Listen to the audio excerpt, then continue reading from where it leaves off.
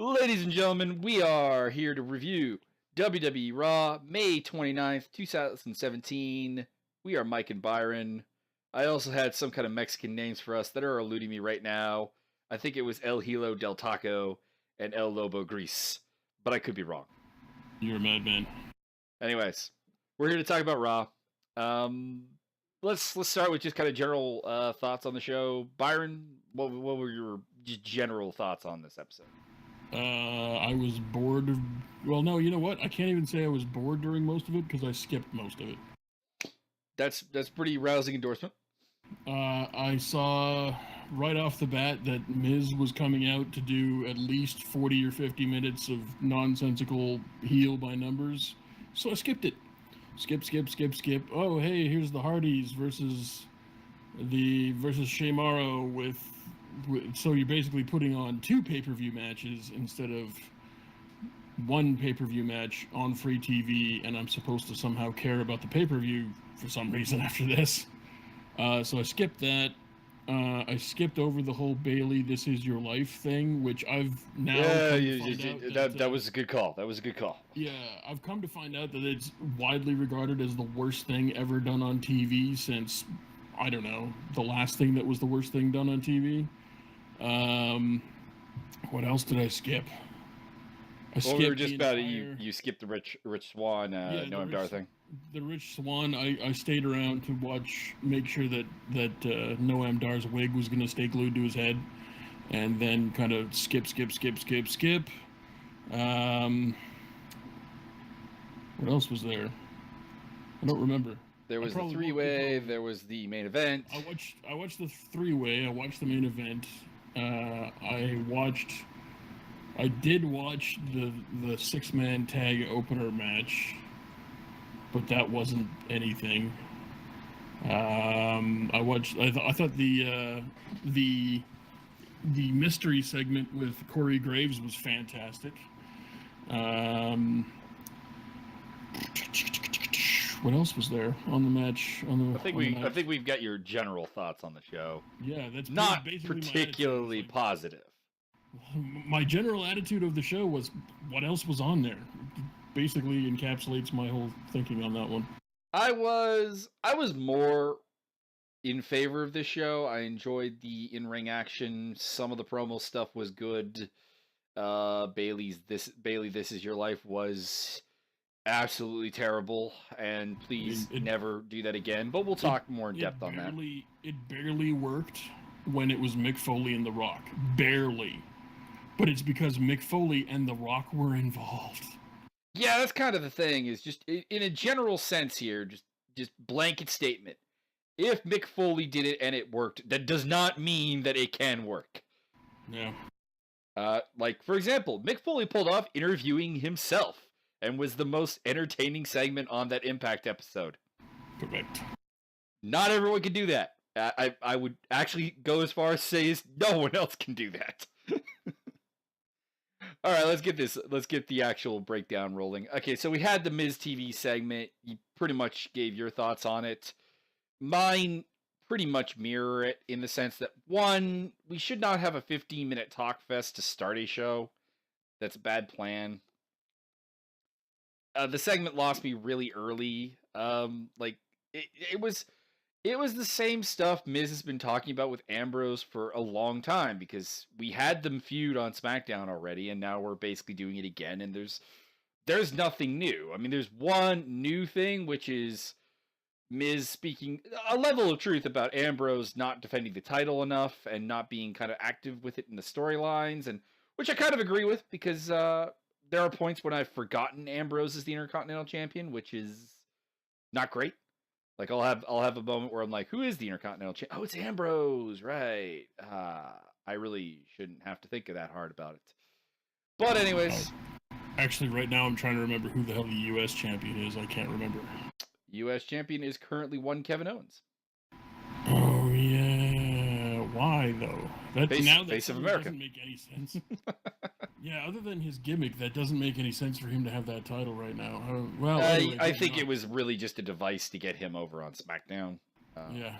So, stupid booking, I guess. We'll chalk that one up too.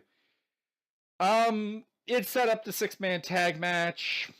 That's really about the only nice thing I can say about it. Then we went into the 6-man tag match with the Hardys and Ambrose versus Cesaro, Sheamus, and Miz. I will say the Hardys and Ambrose make an interesting 3-man team. That's kind of intriguing. There's a lot of crazy in that ring. The match was actually pretty good, although I did have a note very early on when I was getting really annoyed with Booker T on commentary and started yelling at the screen, "Bring back Black Snow." Yeah. Because if Booker T is going to be a nonsensical, lost in nostalgia commentary guy, then it just use the Black Snow character. Just use the Black Snow character, and it will be funnier. That's really all I would say. Also, bring back Chet Levin while you're at it. Yeah, that would be good. That would be a dynamic 2-man booth. Indeed. The match was good. I mean, Ambrose did some good hot tag stuff. We did have a kind of weird tag moment where Ambrose is trying to get back to his corner. He goes for Matt, but Matt kind of like intentionally misses the tag, kind of saying, "No, you're kind of a no, you're supposed to be tagging Jeff. Like I'm supposed to be reaching, but you're supposed to go for Jeff." Sort of deal. So Yeah.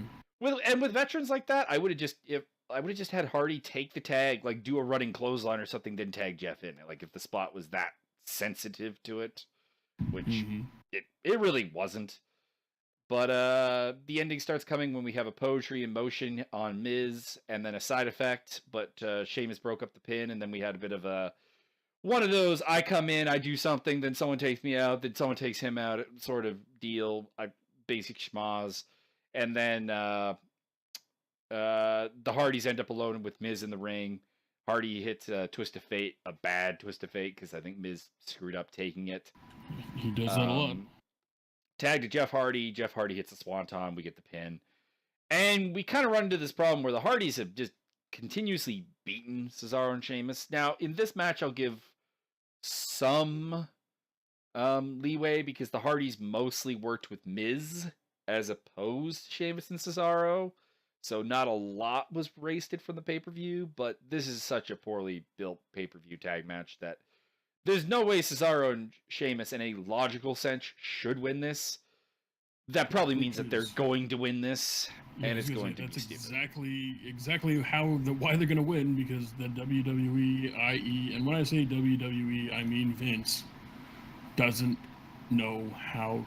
It's either that he legit doesn't know what he's doing anymore, never knew what he was doing in the first place, maybe, or he just lets writers do whatever, which doesn't sound like Vince. I don't know. I don't know. He decided to go for a vacation and just leave the 72 writers in a room together, and all they can come up with the collective works of Dr. Seuss. Like, just to recap this feud and my basic problems with it, because I've been crapping on this feud pretty much throughout. Basic problem is the Hardys have won every tag match with Sheamus and Cesaro, and every singles match with Sheamus and Cesaro, including the match in which we were trying to figure out who was going to get to pick the advantage for the Extreme Rules match, which the Hardys then did not pick a ladder match, their specialty, I thought it was going to be TLC. Or TLC. TLC, I would been fine with that too. And I understand it's because they won the tag titles at Mania with the ladder match, and we want to kind of cool off the ladder match. I get that. Then have Sheamus get the pin, and have Sheamus and Cesaro pick the steel cage. Then, hey, look, we've given them a win, we've given them a little bit of momentum heading into it, and we let them pick a match that makes sense for their style. The cage match doesn't make any sense for the Hardys. They have no history of pedigree in a cage match. They're ladder match specialists. TLC. Anyone. Jesus. Like, ugh. So, that's pissing me off. And it's a shame, because I should really be enjoying this feud. They're 4 workers that I like. One of these people who was never on the anti-Sheamus bandwagon. I enjoyed him. I thought he was pushed a little too much because of his friendship with Triple H. Don't get me wrong, but I always thought that there was something good in him. And Cesaro's fantastic, and I like the Hardys. And despite that, I can't enjoy this because it's just so stupid. Yep. And on top of that, we've now seen everything. We have seen literally everything they can possibly do in a ring together, and there's no reason to spot it. Well, normally I would say that, but this is Cesaro, so if you gave him carte blanche to do something in the ring, he's going to find new things to do. That's true, but Vince won't let him. Fair enough. Fair enough. Have we seen him swing a Hardy? But I guess that's a face thing. No, he doesn't. Heel. Yeah, he doesn't do that anymore. I would do the airplane spin if I was him, but that's just me. And then we had the Corey Graves thing with Kurt Angle, which that was it's interesting. Well acted, I like it. Very intriguing. I enjoy it. I'm very intrigued to see where that goes, and that's really all I can say about it. Then we had Drifter Elias Sampson in the ring, singing and playing. I know a lot of people do not like this gimmick. I do enjoy it, but to be clear, it's going to get old even for me really quickly. Yep. Interesting note in the song, he talked about paying back Miz, which wasn't really spoken of for the rest of the show. So I'm assuming at the pay-per-view, he's going to come out and get Ambrose disqualified. Yeah, probably. They've telegraphed that 93 kilometers away. We had a squash match with Zach Evans. The only thing I'm really going to throw out is that Evans is actually pretty good at selling his ass being whipped, and that's really all I can throw out there. Anything to add? Not really. I didn't I did watch this match as well, and I literally the only thing I remember is the one-armed lift spot. That was cool. And it was cool, but then the guy took it wrong when he landed, so it immediately just kind of screwed the whole thing up. That's why they're enhancement talent, and pretty much that's it. I remember a lot of rest holds, followed by some mediocre power spots, and your basic stuff. Yeah, nothing to get excited about, but I suppose it served its purpose. We're trying to build up the Drifter into something. We'll see what.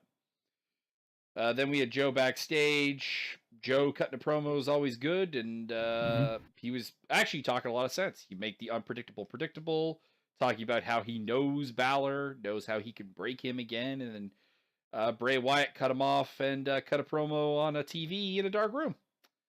And I enjoyed what Bray was saying, but that goes without saying.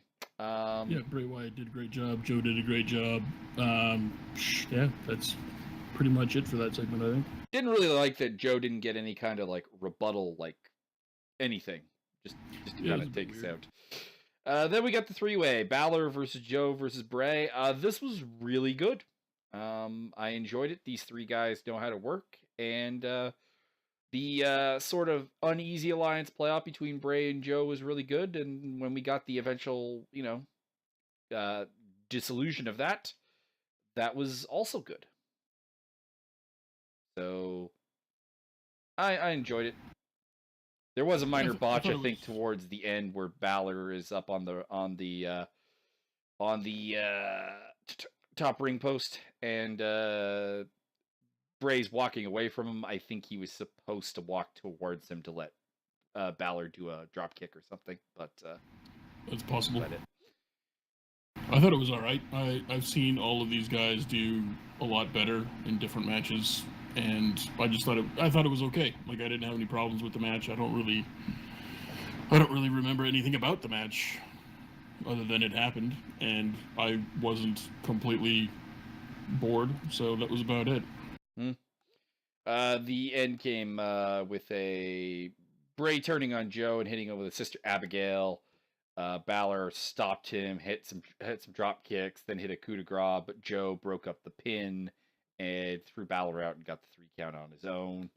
So Joe gets the win. Probably means he's not winning at the pay-per-view. Probably. Just my thought on the matter. Then we had... Because everybody would love to see Joe versus Lesnar, but there's no way that they're going to let Lesnar lose for the next 6 years. In fairness, I don't want to see Joe versus Lesnar right now because I feel like this is a stopgap thing to basically just buy time for Braun Strowman to come back. Yeah, and if there's one thing that Bray Wyatt's good for, it's being a stopgap guy. Pretty much. That is why I'm hoping Roman or Seth wins, because I don't care for either of them. In their current incarnations, I think both of them are. Well, we'll talk more about it when we get to them. Speaking of it, we're going to Seth Rollins in the backstage promo. I don't need to hear him say Seth freaking Rollins again, and that's about it. Freaking Rollins. Yeah. Yeah. That's all I got on that. We had Rich Swann and Sasha Banks doing a little dance thing, talking, which I kind of realized they would make a good on-screen couple, but that was about it. And then we had Noam Dar versus Rich Swann, and there is a rant coming here from me on 205 division as a whole and this match. Yeah, I believe I skipped over the entire match because I don't care. I don't know why this is a feud. I don't know why Rich Swann's even involved anymore. Cedric Alexander's back. You put Cedric Alexander in there. Hey, dipshit, you stole my girl, and now I'm coming for you. That's what this feud is, or should be, or is supposed to be, unless he's still hurt and they don't want him to wrestle, or it doesn't really matter if he's still hurt or not. They can work the boring ass, dumb ass matches they've been having the 205 guys work, which is going to be part of the rant, I know. So it shouldn't be an issue putting Cedric Alexander in the feud that Cedric Alexander should be a part of. Yeah, pretty much. Also, Noam Dar needs to get rid of that wig. It's atrocious. All right, so my problem with this match is that it is a perfectly serviceable, methodical match. Problem. That's not what 205 should be. That's not what 205... And to be clear, what I'm talking about here is not like spot monkeying everything to death. Like, I don't need a ton of flips. Some flips would be good. Some dives would be good. Some top rope stuff would be good. Doesn't have to be all that. But the matches should have an inherent pace to them that is faster than the big guys. And this match didn't, because it was Swann getting his arm picked apart for pretty much the entire match. He hit a nice rolling leg drop on a standing opponent. That was cool. And he hit a Phoenix Splash for the 3, and that was really the entire high points of the match. And that's not going to work. You need to give the 205 guys more time. Let them work in the style that they had when they caught your eye for the Cruiserweight Classic or for just signing period. And let them entertain the crowd, get the crowd into it and do their thing. Why are you signing and building this division only to absolutely murder it with really not bad matches, but unimpressive matches that you're seeing from bigger guys elsewhere on the card? In fact, you're seeing more athletic stuff in the Rollins versus Reigns match than you saw in this one, aside from the Phoenix Splash and the jumping, rolling leg drop. Yeah, that's if you're gonna make cruiserweights work, you have to let them be different. And right now the difference is they work really quick matches. I don't mean pace. I mean they don't have a lot of time. Mm-hmm. That's gonna fail, and I have no idea why you would bother building something just to murder it. I don't get it. I don't understand. They did the same thing to ECW and WCW. But with ECW, at least it was a bit like a nostalgia pickup. They did good money on the pay-per-views, whatever. And to a degree, you couldn't really do ECW on TV anymore in the PG era. You can't have as many weapons. You can't really do a lot of that. With the 205 Live guys, you can do everything that they're good at. It's like I said, whenever we see Austin Aries versus TJP, I'm like, this match occurred in PWG and in ROH and probably other places and was perfectly safe and a ton better. So why is it sucking? Because in WWE, they want you to wrestle by the numbers, 1, 2, 3, and be methodical. Like, I understand you don't want Pac to be like full on man gravity forgot, because there's some stuff he did that was not very safe. Fair enough. We could tone it down just a little bit, but you've toned it down to nothing. You could let him do the double rotation moonsault once a year. That'd be fine. Yeah. All right, let's move on. We had the revival backstage. This was basically kind of, I think, a Trump parody of them bringing up journalism and fake journalism and not specific enough questions. That's where I'm going with this. And basically, the idea is they attacked Enzo. They deny it, but they're trying to kind of off this. Yeah, it's supposed to be they look like they attacked Enzo. Yeah, a lot of people are saying that it's going to be Big Cass that does a heel turn. I think you brought that up as well. I don't see a point in doing that. Like, I wouldn't do that, but this is WWE. Yeah. Well, I mean, yeah, they've basically destroyed every other good tag team in the past. Why not? That's the thing, is I always knew this tag team Enzo and Cass was going to be short-lived, because what Vince sees is money in Cass. Who? Big white guy, good looking, good build. Let's push him to the moon. Who's the small little fucker with him? Fine. Well, we'll let him run as a tag team for a while, and then we'll have him turn on him, and that's how this is going to work. Yeah, but he's not going to get enough heat. No one's going to care. Vince won't give him any wins after he turns on Enzo. He'll get 50-50 booking at best, probably jobbed out to larger, stronger guys, and then you'll have nothing, and you'll have blown up a tag team that you probably needed for your tag team division. I didn't say it made sense, sir. I'd keep him as a tag team, because one, I don't feel Cass is ready for a singles run. No, I don't think so. I think there's a lot of work to be done, just with him understanding his character to a degree and how to work matches that are a little bit better and so on. And while he's figuring that out, let him be a tag team. You need the face tag team. Mm-hmm. Let it roll. Give him a belt run at least once. Jesus. Yeah.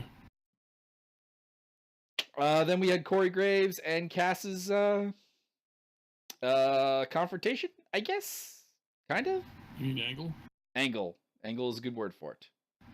No, as in Kurt Angle. No. Corey Graves got confronted by Cass out on commentary. Oh, yeah, okay.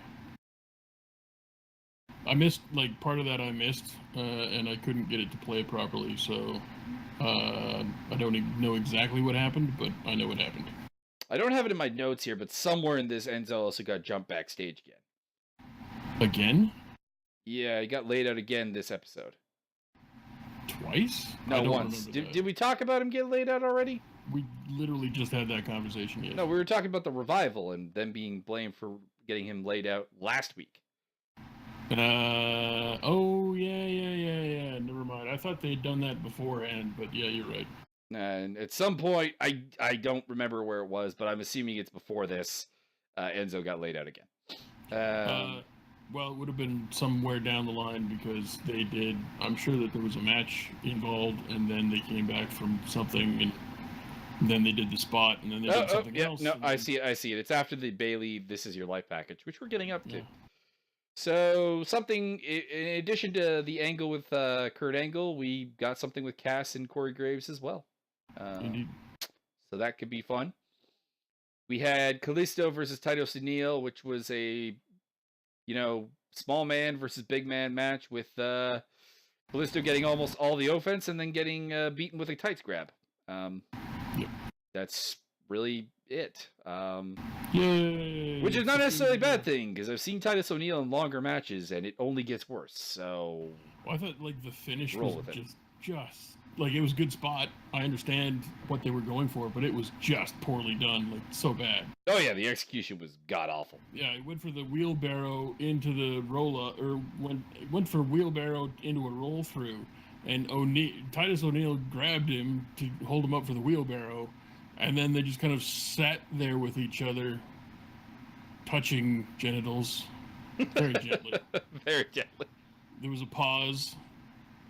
There was perhaps a gentle moan, and then he very, very softly lowered Kalisto to the ground. And then there was a 1, 2, 3. Yep. Then we had Bailey, This Is Your Life.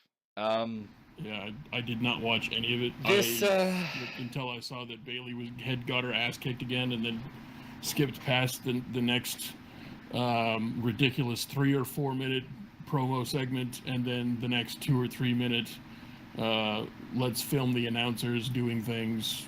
Yeah, I just skipped the whole thing. This was a terrible segment because if you're gonna do This Is Your Life, only Mick Foley and The Rock can make this work, and even then, just barely.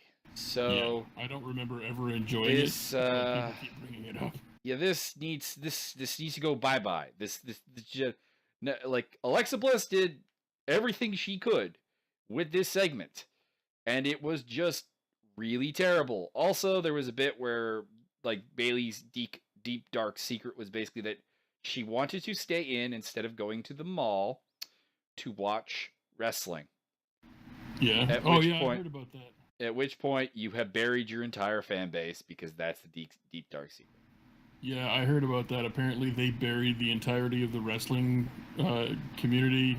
Well, not the community, but basically the entirety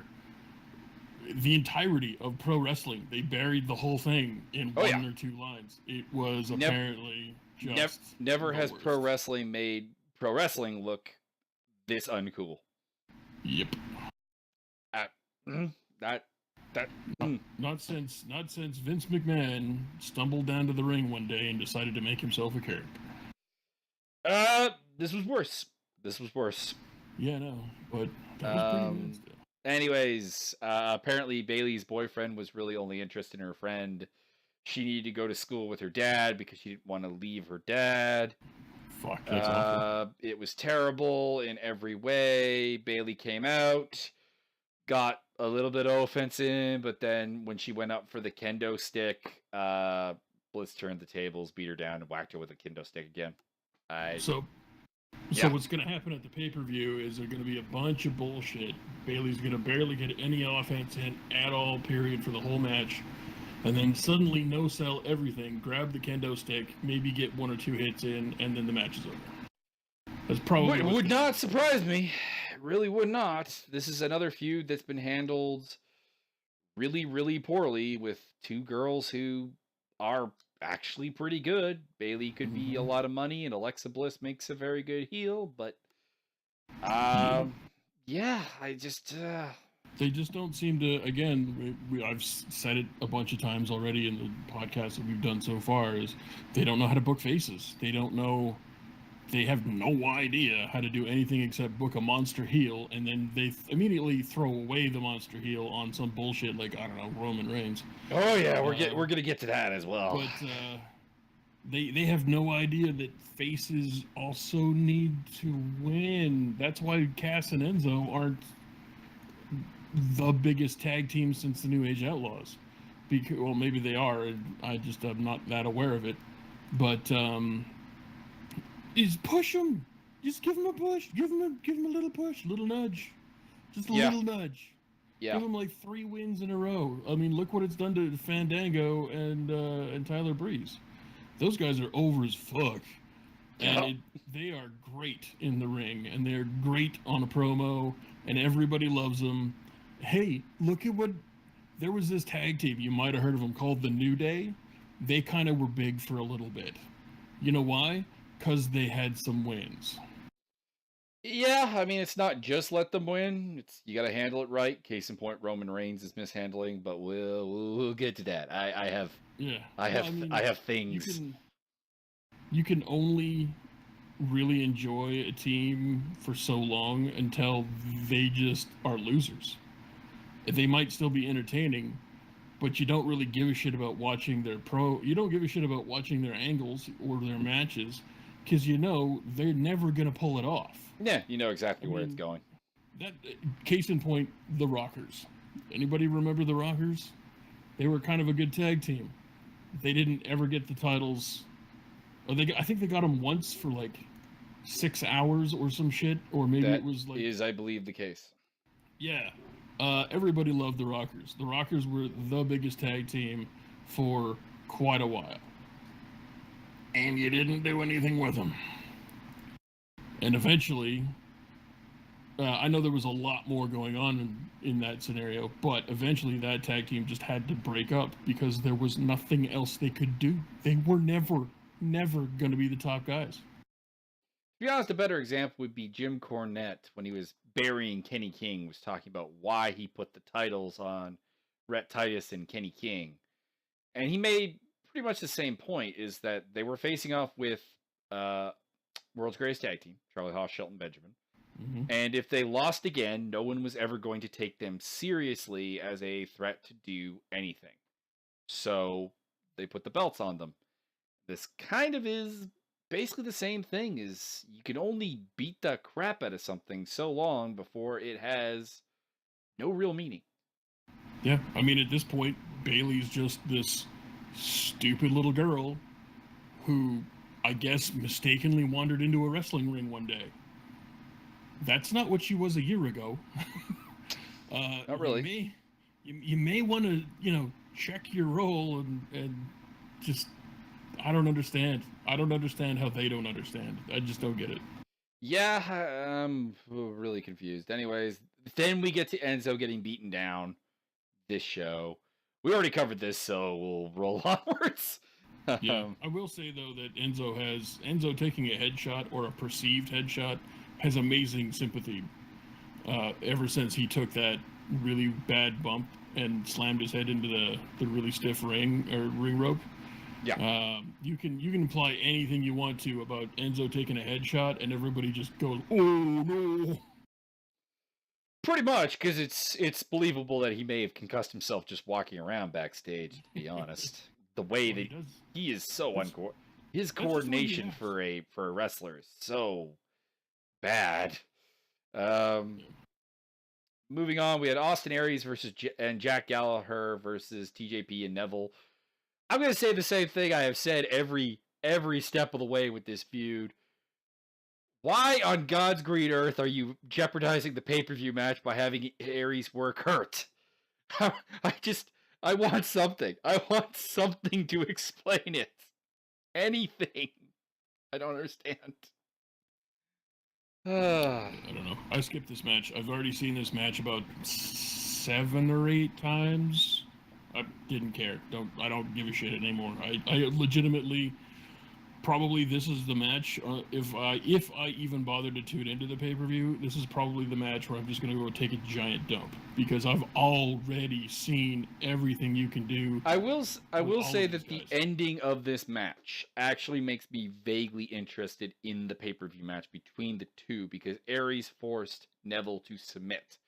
That isn't a big thing on its own, but when you consider Neville hasn't lost since December, and his reaction to this was basically to lose his shit. I'm interested. I'm intrigued.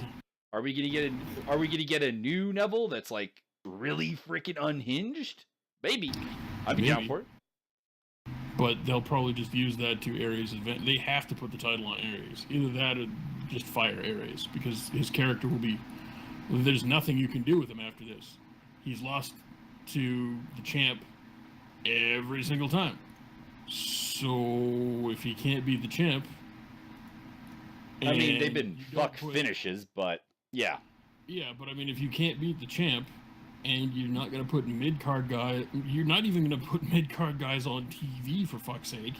What the hell are you going to do with Aries? Just have him squash mid-card guys? I'd have Aries win and this be like Neville's descent into madness. That could be interesting. Yeah, that could definitely be a thing. I just don't understand why it's taken them this long to pull the fucking trigger. Everybody's sick of the feud. Nobody gives a crap anymore. It's been overexposed as all hell. Yeah. And also just, again, insulting the intelligence of the audience with the Aries is working hurt again. Why? Why? Everybody's got a bad knee, or a bad leg, or a bad shoulder, or whatever. I don't give a shit. Now, don't get me wrong, probably most wrestlers do have a bad something going into a match, much like MMA fighters do, but there's a point where it's like, okay, if it's bad enough that you're hobbling around, this match doesn't happen. That's just all there is to it. Yarp.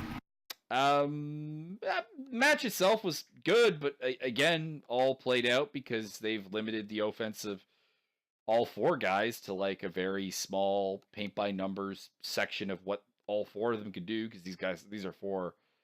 I don't know about Gallagher because honestly I was not familiar with him before he came to WWE, but TJP, Austin Aries, and Pac, aka Neville, are really, really, really good workers. And to see them limited like this, it goes back to the whole problem with why 205 is not doing anything.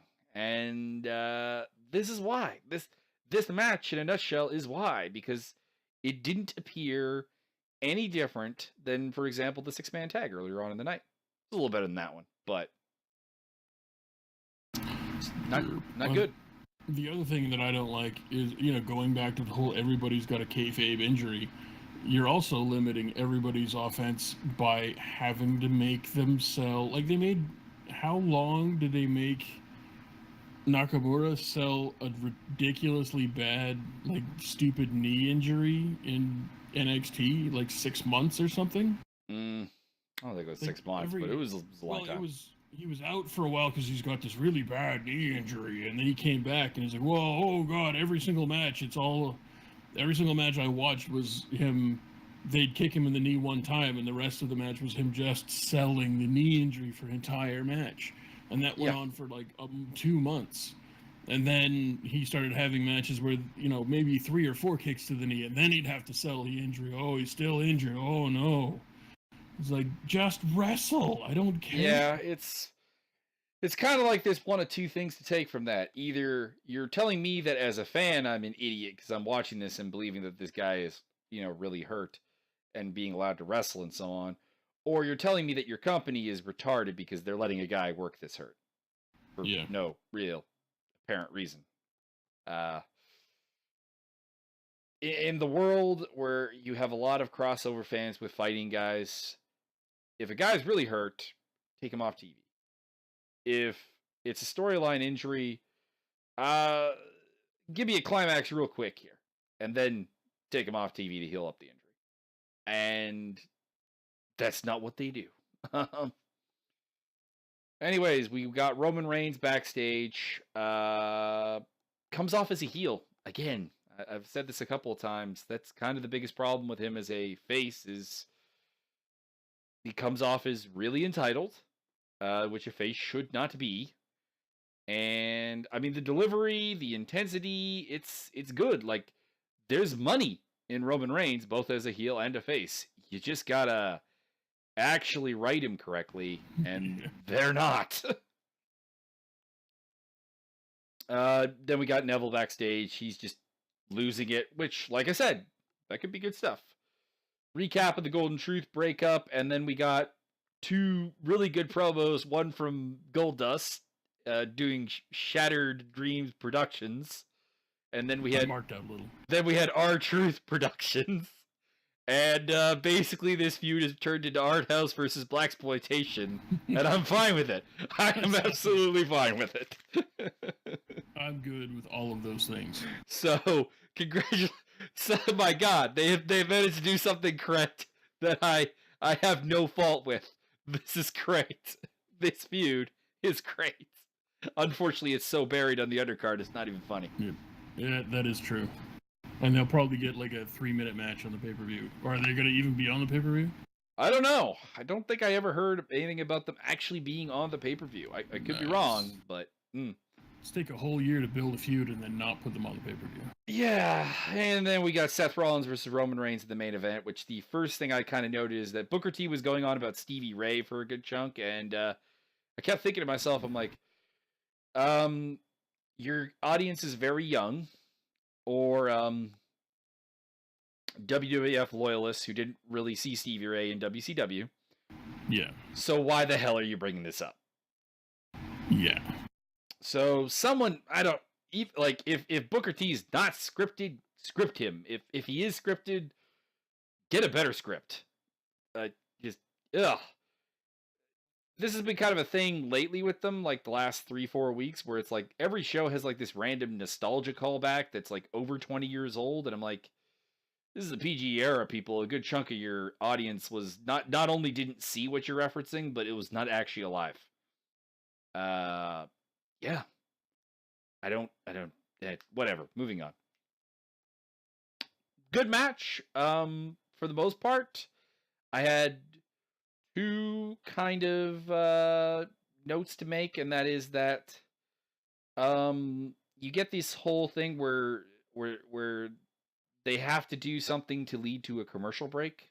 So like Seth Rollins, for example, got kind of hurt, and then he does this big dive to go to commercial break, and it's like, why did you do the big dive when you just sold your leg? Yeah. Not great. The second thing I kind of thought was that when Roman Reigns was kind of stalking Seth around the ring, I'm like, this would be really great if Roman was a heel. Like this would be fantastic. But he's not.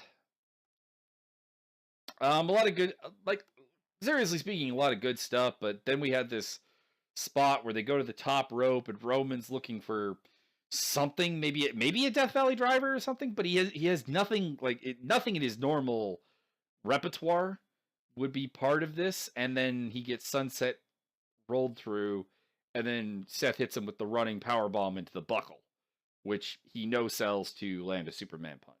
Yeah, he did. So he did do a coast to coast buckle bomb, and not only did Roman not only did he no sell it, he used the impact momentum to do a Superman punch. What the fuck?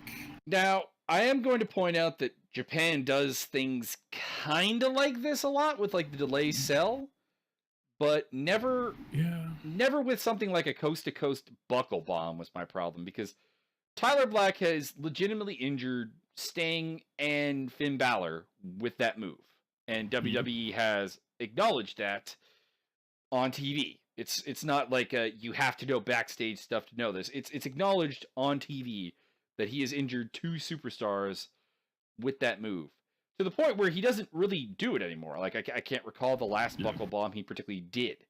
So while I was actually really when he set it up and he started walking and then picked up speed, I was going, he is going to, oh my god, he's gonna injure Reigns. Although Reigns does have a body protector on. Yeah, it's a good thing he's got all that body on him, man. Yeah. Awesome. So this spot would have been completely fine with another move. It would have been the Japanese delay sell. You do something kind of on instinct, and that's it. But my problems with it was you can't really do this on a buckle bomb, a move that Seth Rollins is theoretically going to only bring out in emergency circumstances. It's his it's his nuclear option.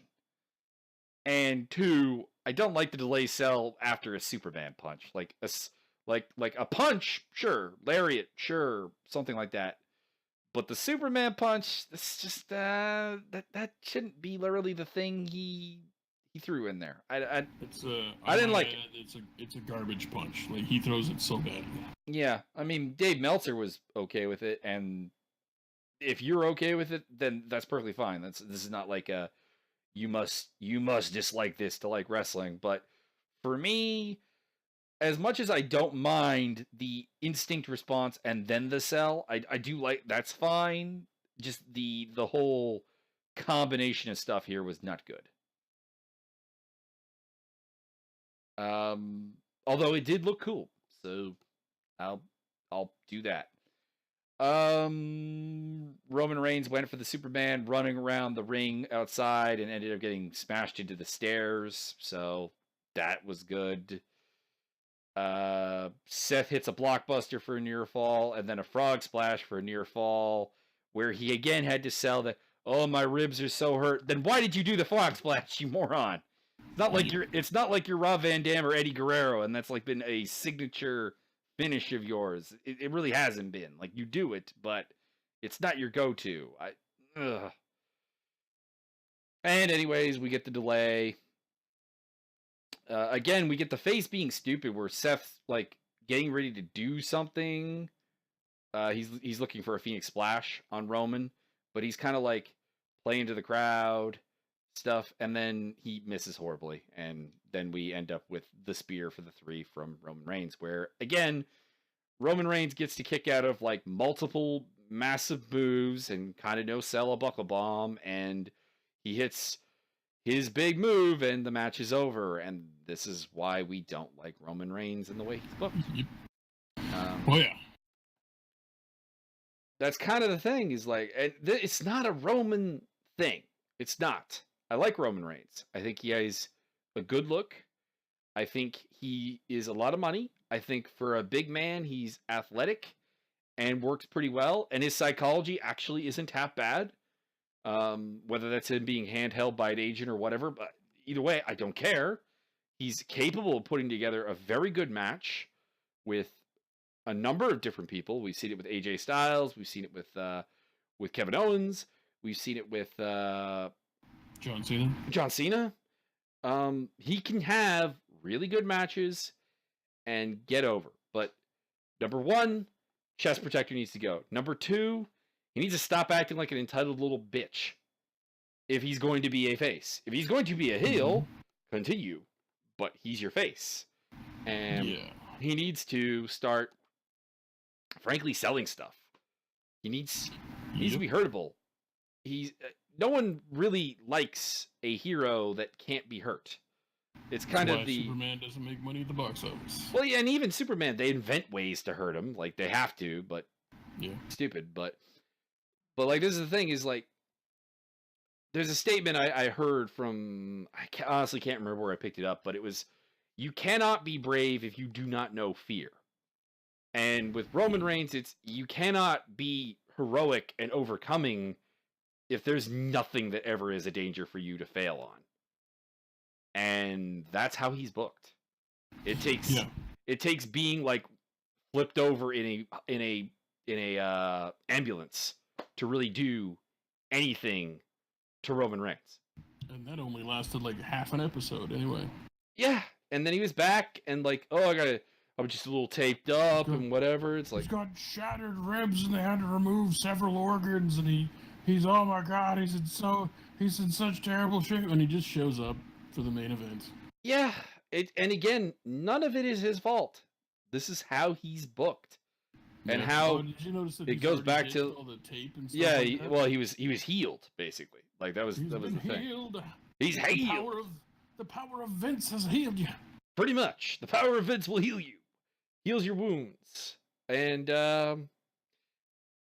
yeah, like I said, there's money to be made in Roman Reigns. There really is. Give him a heel run, then turn him face later on. I think it'll be big. Like we saw it when in the Shield he was getting pops, and in that Royal Rumble that he did not win, they were cheering for him. But then when they started to push him, it's like, all right, we're gonna make him kind of lazy. We're not gonna ditch the chest protector. We're gonna have him be next to indestructible. We're gonna have him cut these like really entitled promos about being the big dog and that this is his yard now. The only reason the my yard thing worked for Undertaker is because it really fucking was his yard and everybody goddamn knew it. That was the thing. Like they're trying to make him like half Undertaker, half John Cena. And neither of those are gonna work with him.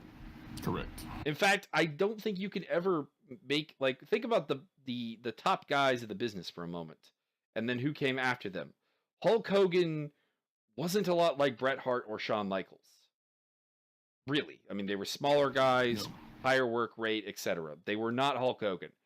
And then we transitioned into Rock and Stone Cold Steve Austin, who are not like Bret Hart and Shawn Michaels. Then we kind of went into Triple H being the big guy, but not really not having it work. But even then, Triple H is not Rock or Austin. And Undertaker's not Rock and Austin. And then you went to John Cena, who's, again, not Rock and Austin, not Triple H, not Undertaker. So the next big guy should not be John Cena version 2.0 or Undertaker 2.0 or a hybrid. It should be whatever works and gets over, which... I think the wrestling industry is not the wrestling industry. The Vince part of the wrestling industry is a lot like the music industry, where Nirvana came along and overnight hair metal was over. You could no longer be in a hair metal band. That was just not done anymore. The whole landscape had changed. Same thing happened when Shawn Michaels showed up. Same thing happened when Stone Cold Steve Austin showed up. Same thing happened when The Rock showed up. You just couldn't do the thing that you were doing before anymore. That was not a thing. Those things all happened organically. Like Stone Cold Steve Austin was a one-time throwaway line.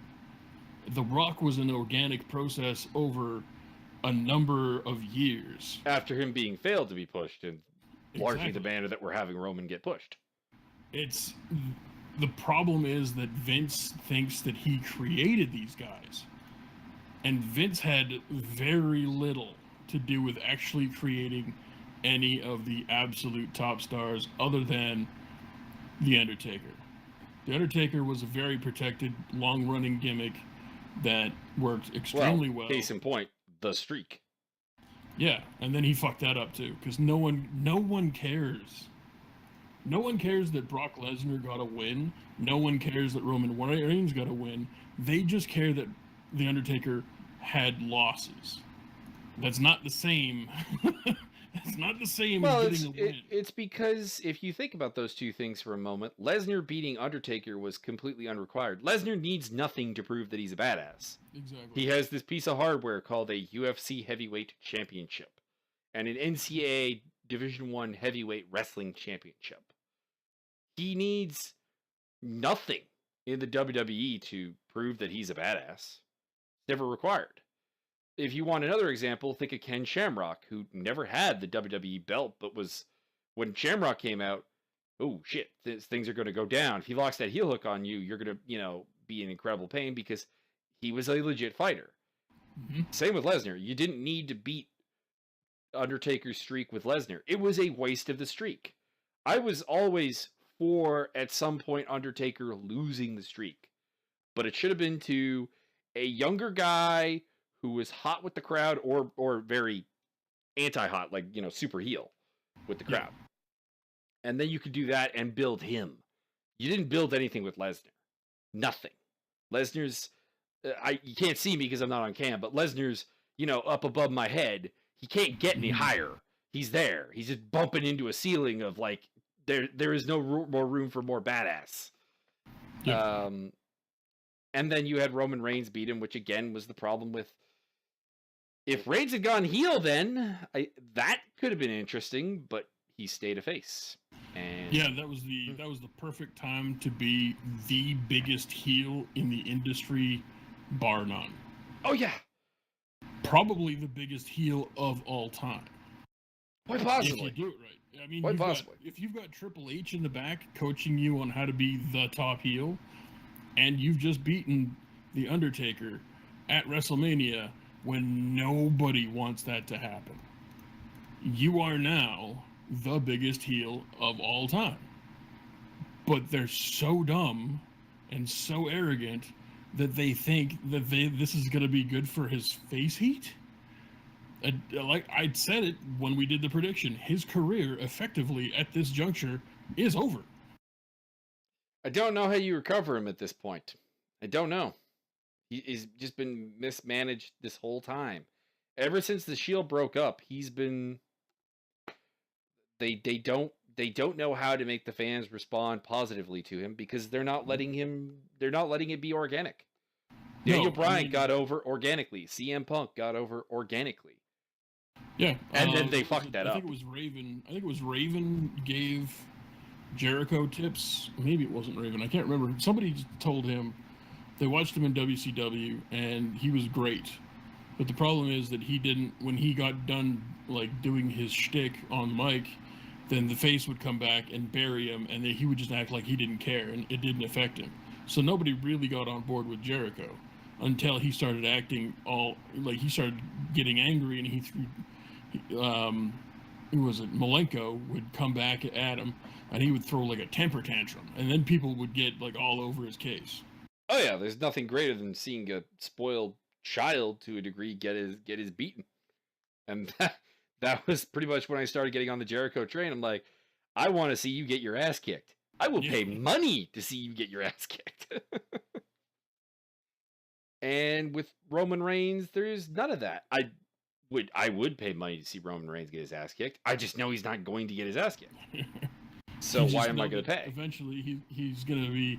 It's kind of weird because Hulk Hogan's despicable and is the worst politician ever, and you know that he'll change the finish of a match in the ring because he used to be able to do that. I don't know if he's capable of doing that anymore. Well, we know he did that But as soon ago as the HBK matches. So yeah, well there there you you go. go. But I don't think he's got the stroke to do that anymore. I could be wrong, but Roman, it's like somebody's doing that for Roman because he can't lose permanently. Roman always has to get his win back. Well, Always. case in point, they really got Strowman over partially because of beating Roman's butt. And Yeah. then Roman had to make the comeback where he was injured and still had to go beat up Roman Reigns. He was vomiting up blood. Braun Strowman. That means you go to the hospital and you stay there for 2 weeks. Yeah, it ruined it because I'm like, wow, we killed this guy and he's back. He is the Terminator. That's all. They did, even with John Cena, they never had it this bad. Like even Cena would stay down longer than this. Oh yeah, Cena's never been as bad as people think. Occasionally he'll make bad judgment, like i.e. killing the Nexus. Oh yeah. But what was it? I think it was a What Culture video, and they pointed out that he's lost every single SummerSlam match since doing that, and if he loses one more, it's one loss for every member of the Nexus. Mm-hmm. And he's the theory is that he's doing it intentionally. So It's possible. There is that. But I mean, they needed a big face. They didn't have a big face, so they had to push him. Right now, they got Sami Zayn. They got who's that guy from Georgia? He's kind of good at wrestling. AJ Styles. AJ, there you go. They got that AJ Styles feller. They've got so many huge faces. Finn Balor. Faces that could be huge. Oh yeah, Finn Balor. He's kind of big. Rollins, if they would stop screwing that up. Yeah, Bray Wyatt. Bray Wyatt can do anything. Bray Wyatt could be the biggest face in the company overnight. He almost is right now. Pretty much. The fan reaction he gets is like, that's the thing, is like Bray Wyatt's a heel, he gets a face reaction. Roman Reigns is a face, he gets a heel reaction. Like that's Have and you tried this reversing idea your psychology? is like it's and I love it when the announcers try to explain it with, oh, they're just booing who they would normally cheer. I'm like, that would involve them cheering him at some point. Yeah. And they don't. So yeah. And it's not Smart Mark Towns. It's everywhere. It's everywhere, guys. Like it's time to open the eyes and figure this out. So I was happy with the in-ring action for the most part, and it wasn't bad. It wasn't bad, but it just wasn't any good. It wasn't particularly good, and like I said, outside of maybe the cruiserweight match with the new like Neville kind of losing his shit angle, it didn't make me want to buy the pay-per-view. Nope. And that's it. And just they're mishandling pretty much every face in the company at this point. And some of the heels. So they're apparently trying to get John Cena to come back early. Because they need him. Yeah. They apparently the word is that the writers are in slow down mode, so they think that they won't have to do any real booking, and they can just do multi-man matches or multi-person matches from here until July, and then suddenly kick everything into gear for a few weeks and do SummerSlam. Apparently, that's. I will be vomiting into a toilet tonight. You might hear a lot of negative. We might only do one podcast a week to go, goddamn, 205 Live was okay and NXT was okay, but what the fuck are they doing on the B shows? Yeah. Anyways, that's all for now. I will give you a slight sneak peek of our SmackDown preview. I'm gonna rant about Jinder Mahal. That's your sneak peek. So enjoy that. Only because he's brown. Oh, well, I mean, I guess it technically has something to do with him being brown because it does connect to India. But But no, it's not a racial thing. It's just how stupid this whole thing is. Correct. So that's all for now. I am El Lobo Grease. He is El Hilo de Taco. Unless you can come up with something better. I shall be henceforth known as Porkbone Jones. Porkbone Jones. There we go. All right. That's all for now. Enjoy, and hopefully next time we'll be less. Well, no, you know what? I will be as worked up because I have this whole Jinder Mahal thing.